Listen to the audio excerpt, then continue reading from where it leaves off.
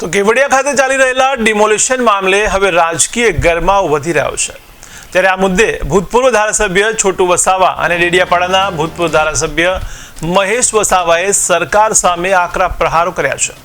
કેવડિયામાં આયોજિત સંમેલનમાં જતા અટકાવાતા ડેડિયાપાડાના ભૂતપૂર્વ ધારાસભ્ય મહેશ વસાવાએ જણાવ્યું છે કે અડધી રાતથી અમારા ઘરની આસપાસ ભારે પોલીસ બંદોબસ્ત ગોઠવવામાં આવ્યો હતો। ત્યારે એવું વર્તન કરવામાં આવ્યું જેમ કે અમે કોઈ આતંકવાદી હોઈએ। તેમણે વધુમાં કહ્યું કે આથી અમારા પરિવારના બાળકો પર ખરાબ માનસિક અસર થઈ છે। સરકાર ગરીબોના મત મેળવી તેમની જ ઝૂંપડીઓ તોડી રહી છે। મહેશ વસાવાએ આક્ષેપ કર્યો છે કે આ સરકાર ઉદ્યોગપતિઓ અને મૂડીવાદીઓને ટેકો આપતી સરકાર છે।